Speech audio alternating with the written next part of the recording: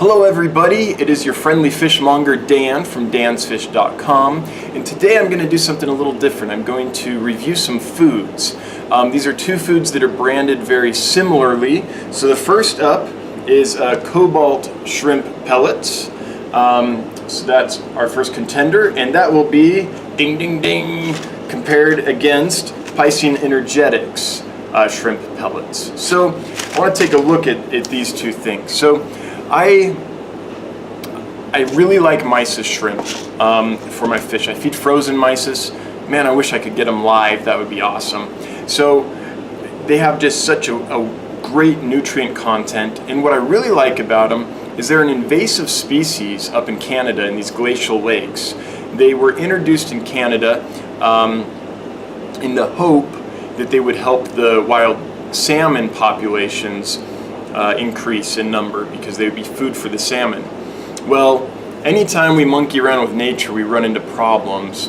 And what ended up happening is, yes, the adult salmon love the mysis shrimp and grow fat on them, and it's awesome. But mysis shrimp eat baby salmon. So what ended up happening is the mysis shrimp just bloomed in these lakes to incredible numbers and started eating all the baby salmon. So it didn't really necessarily help the fishery at all. So now we've got these glacial lakes up in Canada just full of invasive mysis shrimp. And what I love is there's companies that harvest those and turn them into fish food. And you can buy it guilt-free because the mysis shrimp shouldn't be in those lakes, and harvesting them is helping return the natural balance of the lake. So mysis shrimp are awesome. So I bought this stuff, cobalt shrimp pellets, because supposedly it had shrimp in it, right? And so I wasn't at my computer at the time. I was doing an order with one of my wholesalers, and I was like, well, I need some shrimp pellets. What do you got? And he listed some, and he talked about the cobalt shrimp pellets, which I had never tried before. And so I said, well, I wasn't at a computer or anything. I couldn't look them up. But I was like, are they good? And he's like, yeah, they're great. You'll like them. So I got them. So I got this big tub of them because I have a lot of fish. And I wish I hadn't, because let's look at the ingredient list. Okay, here's the ingredient list. If you want to read it yourself, hopefully you can press pause and give that a read. But let me read you the first few ingredients. Ingredient number 1, wheat. Okay. Ingredient number 2, fish meal. Okay. Number 3, de-hulled soybean meal. Then after that we have wheat middlings. Then after that we have corn. Then after that we have poultry feathers. Then after that we have poultry byproduct meal. You know that's good. And then limestone, soy lichen, fish oil. We get into the micro ingredients. Guess what's missing on this ingredient list? Shrimp. Shrimp pellets. No shrimp. So, right? Big dud. So I won't even feed these to fish. I mean, maybe if I had some goldfish, because you know they can digest plant material pretty well and things, but first ingredient's wheat, I mean, and then more wheat, and then processed poultry feathers. I mean, come on. So I bought these shrimp pellets on the advice of, you know, the rep. And no offense to the rep, he's not really a fish guy, so he doesn't know fish food that well. But anyway, cobalt shrimp pellets, no shrimp. All right. So they're super cheap, but of course they are. They're made out of wheat. So I was like, well, that's not going to work. So I ended up going with the Piscean Energetics pellets, and these I do like. It's very reflective, so I'm going to put that there. I'm trying to angle it so that you can actually read the ingredient list, but the package is so reflective that I don't know if you can. But let me read you the list of this fish food. So here, oh, it's hard for me to read, it's so reflective. First ingredient, mysis shrimp. Yay! Second, deboned whitefish meal. Good. So that, if I understand correctly, is a higher quality fish meal. A lot of fish meal is, they take the fillet out of the fish and then they grind up the rest, and that's the fish meal.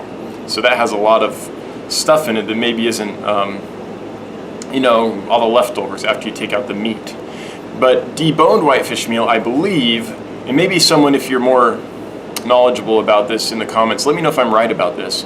But I believe what that means is that they've removed the bones, and then the rest of the fish is included, including the meat, I think. So even if not, though, first ingredient, mysis shrimp. Second ingredient, fish meal. Then third ingredient, yes, there is some wheat flour in here, and that's just a binder. I don't like that, but you're not going to find a pellet or a flake, I don't think, that doesn't have a binder in it, because they couldn't actually create a pellet or a flake without a binder. So wheat flour, then krill meal. Good, so there's krill in here, then yeast, and then we get into the micro ingredients, whey, molasses, fish oil, things like that, spirulina.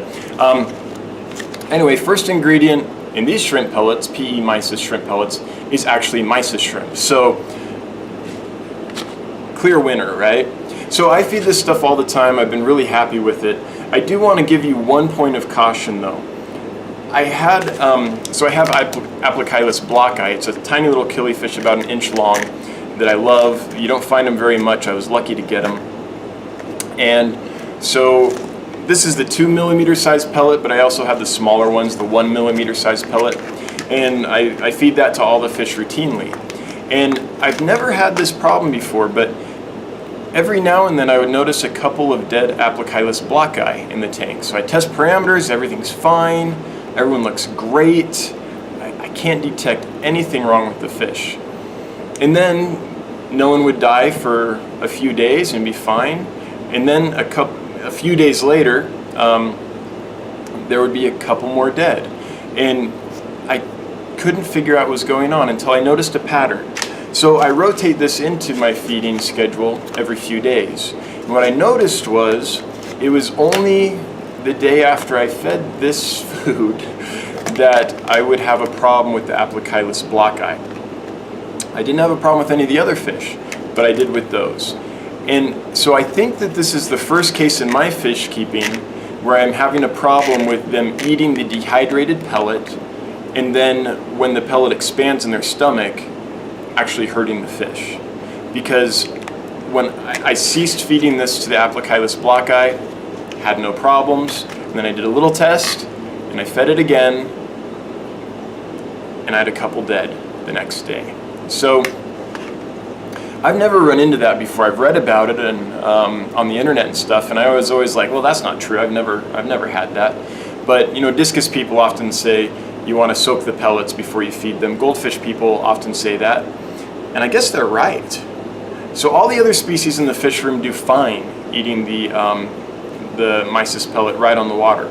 But the Aplochilus dei, there's something about how they're constructed and their musculature and their stomach and things that when they eat that dehydrated pellet, it's pretty big for them. So 1 or 2 pellets, that's a lot in their stomach.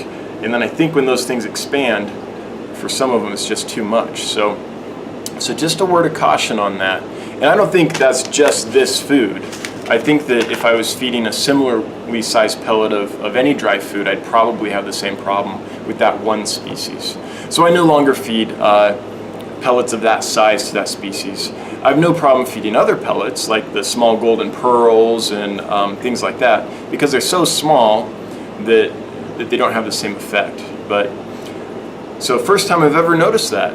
So I guess everyone that said that on the internet, I believe you now. Goldfish keepers do that too, I think. They'll soak the pellets, if I didn't mention that. So apparently it's a thing. Now I know. And now you know, and if you didn't before. So I guess just be aware of that. It actually happened to me. So anyway, that's the comparison. It's really no comparison. I can't feed this stuff. I won't feed it. So what I use this for now is I have several live food culture tanks. One has amphipods, which we call scuds, little kind of shrimp-like things. Other tanks have blackworms in them. And then I grow a lot of snails. And then I'm also culturing detritus worms, just those tiny little white worms that are a couple millimeters long, maybe 3-4 millimeters long when they're full grown, a little bigger. So I've got a few tanks of those that I'm culturing as live food, and the fish love them. So I just had a bunch of them appear in a tank, so I separated them and started culturing them, and so far so good. So that's what this stuff is used for. It feeds like snails and scuds and blackworms and detritus worms and things. So I'm getting some use out of it, thank goodness, but I couldn't believe it when those cobalt pellets arrived. I was excited and I was checking the ingredients out, and it's like, wait, where's the shrimp? They're shrimp pellets. No shrimp. Anyway, that's the review. I love the mysis pellets, and I think the nutrition profile is fantastic. I like that the first ingredient is actually what it should be, and the other ingredients seem to be fairly high quality as well. So that's the one I would recommend. It's pretty expensive though. I think one little bag of this costs almost as much as the whole, what is this? 1.6 kilograms of this stuff, so a few pounds of this stuff. So there's a reason for that though, right? So anyway, that's the review. Hope you enjoyed it, and I'll catch you next time at Dan's Fish.